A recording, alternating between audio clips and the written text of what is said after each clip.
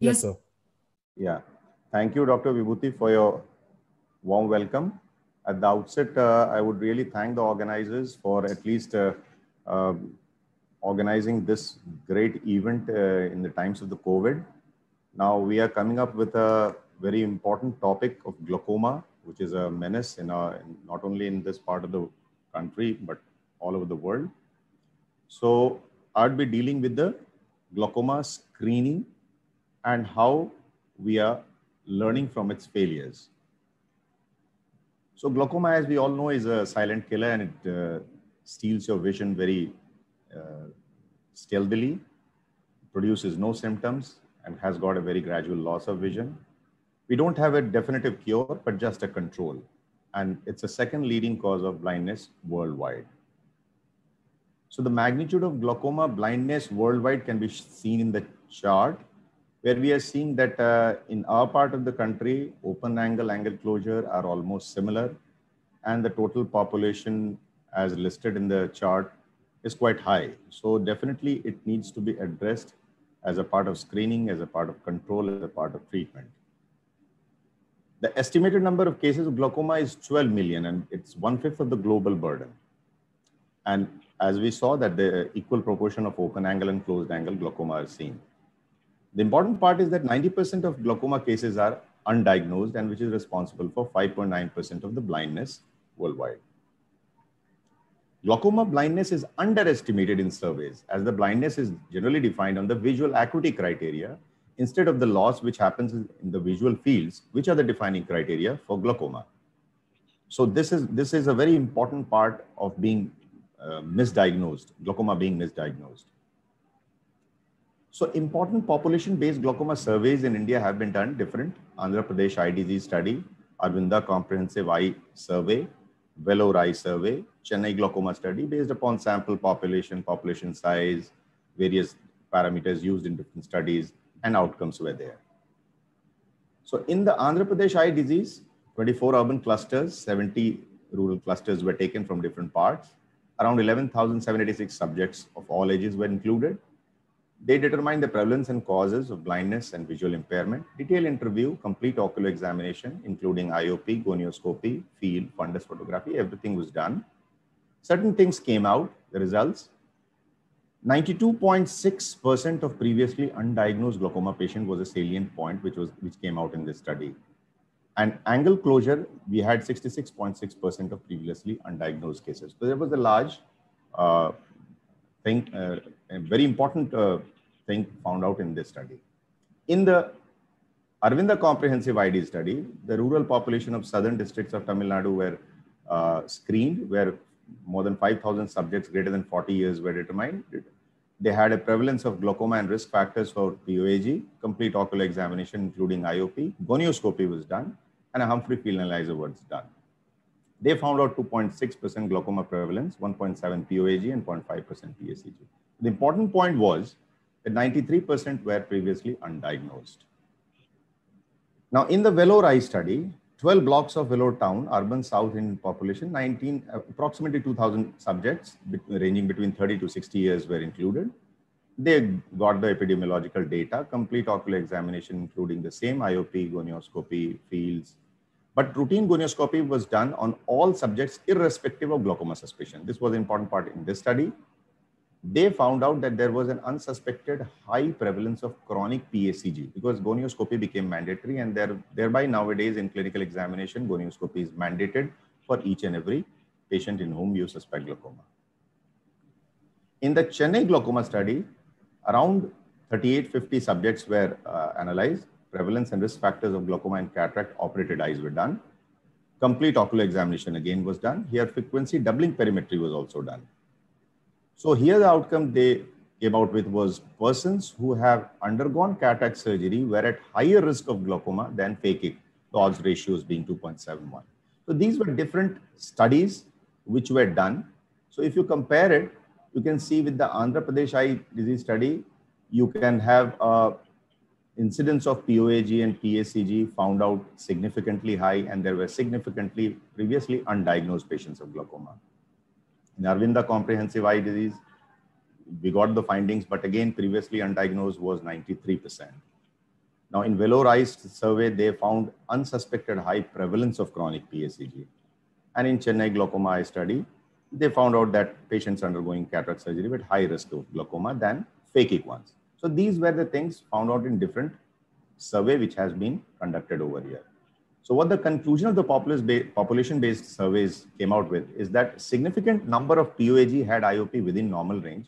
Single normal IOP does not rule out the disease. 90% of POAG and 70% of primary angle closure were diagnosed during survey. And prevalence of angle closure is not less than an open angle if you do the gonioscopy. So significant number of patients being treated as POAG actually had PSEG. So gonioscopy became essential in all patients. And high rates of blindness in India due to large proportion of undiagnosed diseases there. So these were the conclusions which came out. So why glaucoma should be screened? Because it is one of the most common cause of irreversible blindness. Surveys concluded that 90% of detected cases were undiagnosed, and medical and surgical management is available to control IOP.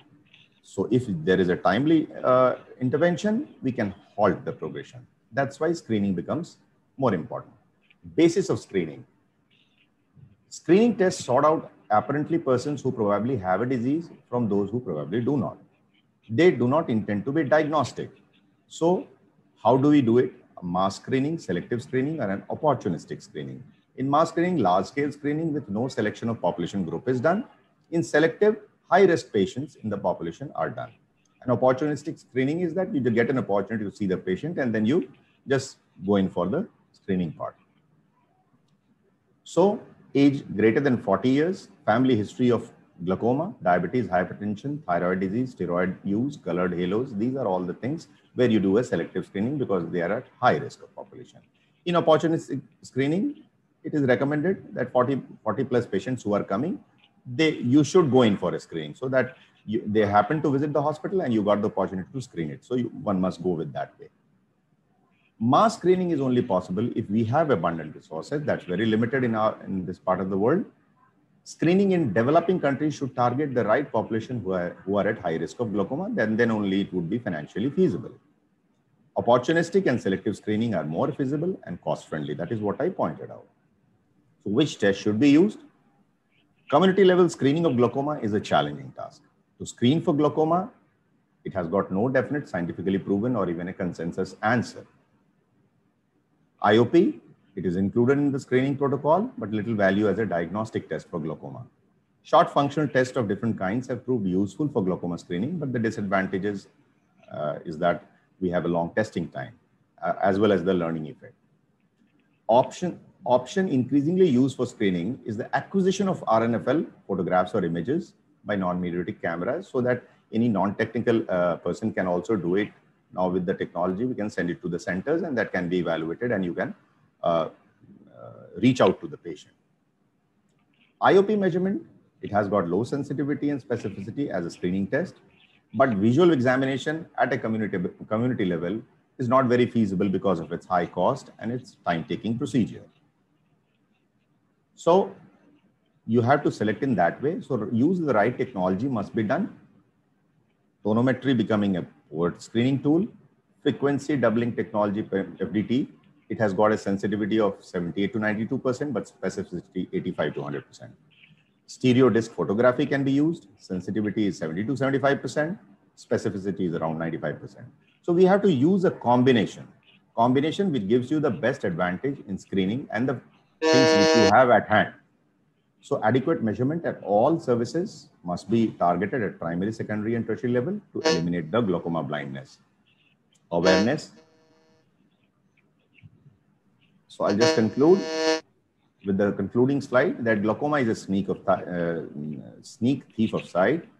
Ignorance is not a bliss in glaucoma blindness. Opportunistic screening of all 40 plus patients attending IOPD should be done. IOP, gonioscopy, and optic disc evaluation should be a part of routine examination.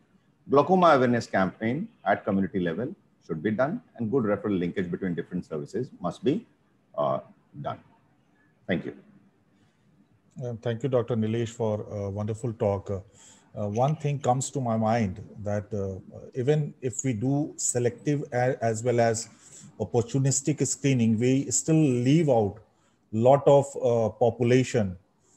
Now the question comes how to actually evaluate those patients who are left out, those who don't have any access to the medical treatment and more so ophthalmological treatment part. So I think nowadays those teleophthalmology and those kind of things where you have the image acquisition technology and sending it to the higher centers, that gives you an opportunity to reach out to those patients where technical people do not reach out, where you can train your optometrist to just acquire the images. So that's one thing which you can enhance in the screening procedure. Yeah, so I think you want to say that artificial intelligence as well as acquisition of images and then evaluation of those images will point out and screen out those patients who are at the risk of glaucoma, at the risk of the glaucoma. Yeah. And more so, it is very important to identify those patients who are at least visiting a ophthalmological clinic.